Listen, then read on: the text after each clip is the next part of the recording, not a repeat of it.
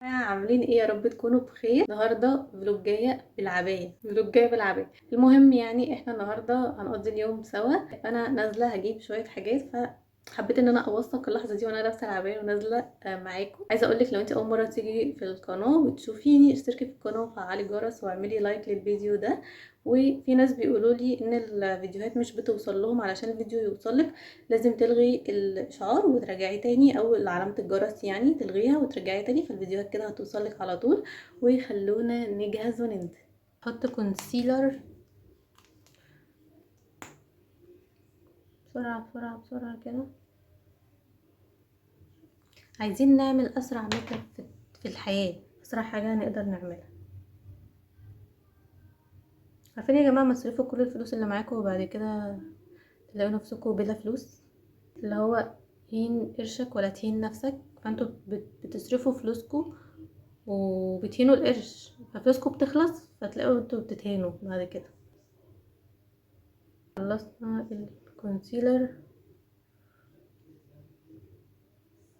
بصوا المراية من ورا خلاص ما بقتش مراية، وانا دي مش ماسكاها صح كده. هحط بقى البودر بتاعت بلاشر يعني.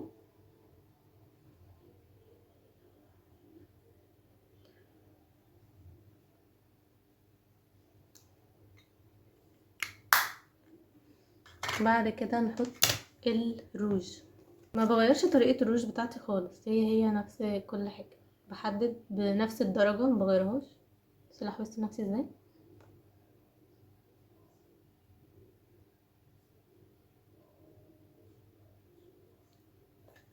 بعد كده بحط اي درجة فاتحة.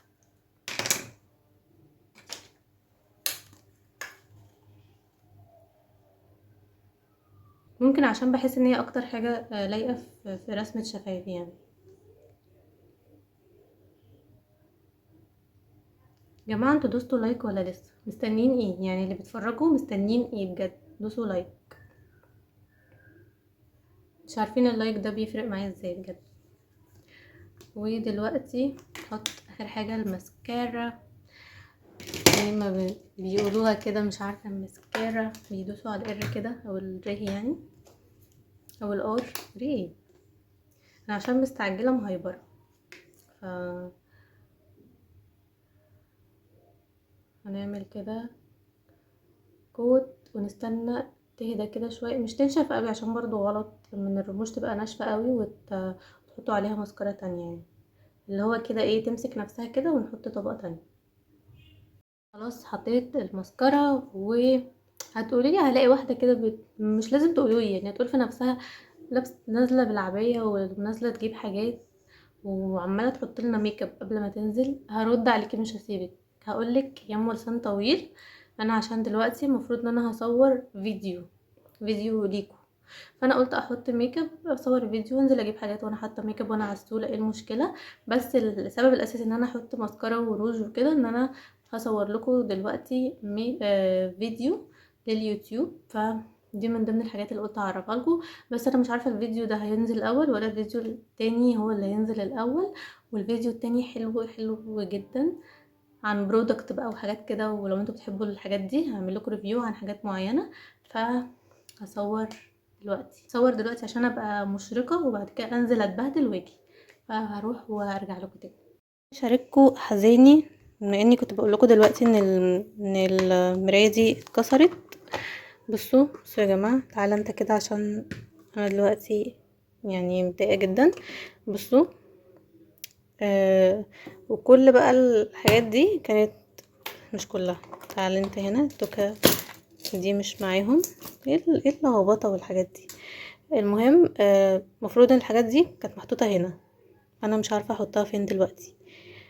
آه ممكن اعلقهم كده اي حاجه عشان ما تبقاش الدنيا مكركبه كده، وبعدين اشوف هعمل ايه. بس المرايه انا زعلانه عليها قوي بصراحه، كانت لما بصوا كل الحاجات دي كانت لماها، فهحاول بقى اجيب حاجه احط فيها الحاجات دي.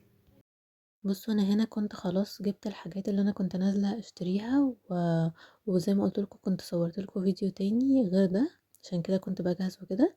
فروحت غيرت ولبست ونزلت تاني مع ماما واختي، كانوا بيشتروا حاجات من مرشدي، فروحنا نبص كده على الحاجات. بس طبعا اتفاجئنا بالاسعار. انا مش عارفه هي الاسعار بقت ليه عامله كده بجد، يعني الموضوع بقى صعب قوي. فشوفنا كده كام حاجه وجابت كام حاجه برضو، بس يعني الاسعار زي ما بقول لكم كانت صعبه جدا جدا. ودي كانت الخروجه اللي انا نزلتها او النزوله اللي نزلتها.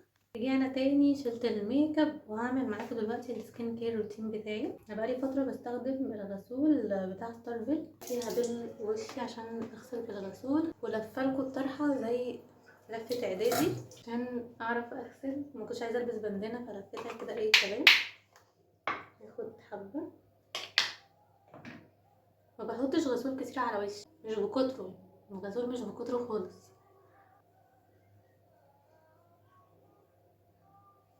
انشف وشي، وعايزه اقول لكم اوعوا ابدا ابدا تنشفوا بفوطه، نشفوا وشكوا بمناديل علشان الحبوب. حتى لو وشكوا ما فيش حبوب ولا اي حاجه وصافيه وكل حاجه، برضو ما تنشفوش بفوط، نشفوا امن حاجه المناديل يعني.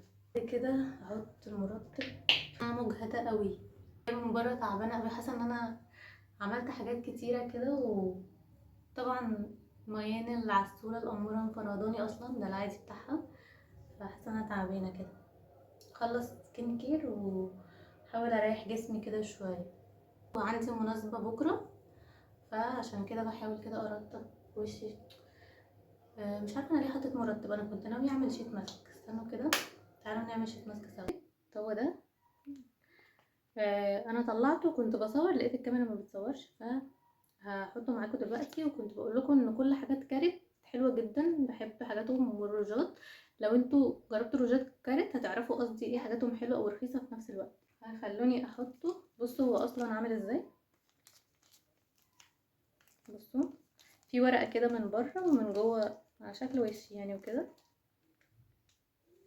يا رب على الثقه في نفسي وانا بصور لكم الجزء ده، واثقه في نفسي جدا. بصوا المنظر المرعب. انا عايزه اقول لكم بقى انه وانا راح فين وانا حاطاه ده، اقسم بالله بنتي كانت متنحالي، اللي هو مرعوبه بقيت عامله كده.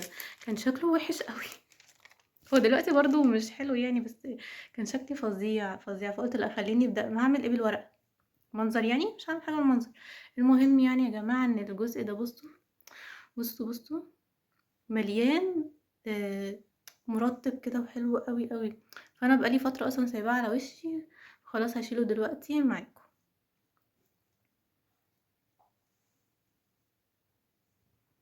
بصوا طرحه اتبهدلت. المرطب ده طبعا ايه، مش هنسيبه كده، هنفضل نعمله كده نعمله كده نعمله كده على ايدينا بقى وعلى رجلينا وكل حته. انتوا بصوا مرطب كتير ازاي، كده كده حلوه قوي. عايزه اقول لكم ان هي لسه، بصوا والله العظيم يا جماعه انا ايدي بصوا بصوا لسه مليانه. فانا دي هتترمي؟ لا طبعا هنرجعها في الورقه بتاعتها ونستخدمها 3 4 مرات تاني. ان هو هيبقى حلو قوي قوي بعد ما وشي نشف. طبعا زي ما قلت لكم الشيت ماسك اللي باقي ده مش هنرميه خالص. فاختم معاكم الفيديو دلوقتي. يا رب الفيديو يكون عجبكم. متنسيش لو انت اول مره تيجي وتشوفيني تشتركي في القناه وتفعلي الجرس، تعملي لايك للفيديو ده. اشوفك في الفيديو الجاي على خير. باي.